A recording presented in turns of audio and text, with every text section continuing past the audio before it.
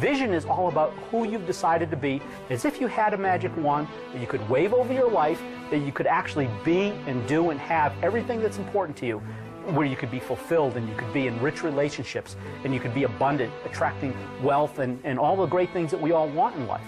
You know, you can start your, if you will, your path at a very early age or start it much later in life. I don't think it really matters when you start. But I think what you should try to be thinking about and looking for is something you just love to do. Something that really gives you energy. You've got a passion and that you feel you can commit yourself to. Some people get into vision and purpose and they make it so huge, or they think it has to be so big that they scare themselves and they almost freeze themselves. They don't come up with anything. Your vitality in life is directly proportionate to the vividness of your vision. And when you have a clear vision, magnetic things occur and you draw into your life amazing synchronicities. People, places, things, ideas, and events start to synchronize in your life to help you fulfill your vision. The law of attraction just says that anything we think, feel, say, and do, we attract to us. So we're always creating through what we're putting out in our thoughts, our feelings, our words, and our actions. A very common misconception about the law of attraction, people learning it, is that it's all about positive thinking, and it is not.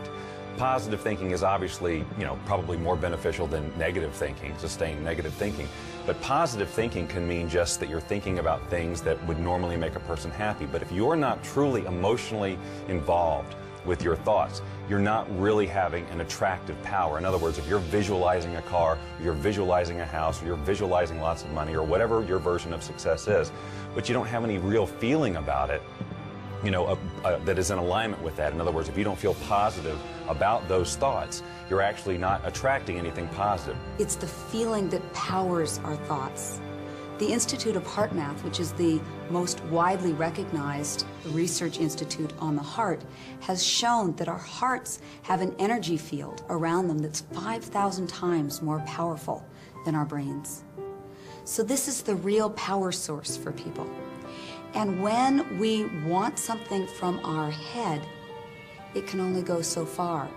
But when we power it with the feeling in our heart, the feeling of knowing that I can get it, the feeling of love behind that thought, then we are moved to the inspired action that will bring us what it is we're wanting. Anytime we set goals that are not congruent with our highest values, we're going to tend to not stay focused on them. We're going to keep going back to what's truly important to us. And so it's very crucial to set objectives that are congruent and aligned with the highest values, because when you do, you don't require outside motivation. You're inspired from within. I work with teens every day. I've worked with thousands of teenagers all over the country. And what I know to help teenagers love and believe in themselves and have that success-driven vision that so many adults have is the very first thing you have to do is be original. Be yourself. Don't conform, don't transform. Find your own original gifts. You have them, you have so many, and lead with those. Belief in yourself is the first step to anything great. If you don't believe you can do it, you're finished even before you get to the starting line. You see it all the time in grade school. The kids line up to run the 100-yard dash. They all start off pretty good, but as soon as one or two of those kids pulls ahead, you see a few in the running literally slow down and sometimes stop. That's because when those kids see someone pick up speed, they begin to doubt that they'll ever catch them. And their brain says, what's the use? And suddenly they believe it. Here. And everything slows down. I started out in a life of welfare and poverty and became the 25th wealthiest person in America. That would be an extreme that most people can't even comprehend, let alone relate to. And it all started because I believed in my own possibilities. Whatever we believe, we become. I don't really think we know what we're capable of. There's incredible potential in all of us.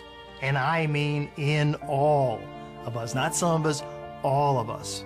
If you find your passion and that energy wells up in you, and if you can dream and start to get committed to that dream and that vision, then you can be successful and far beyond what you ever thought you could. It is okay to believe in yourself. Start now. Start today. You are the greatest you that will ever be.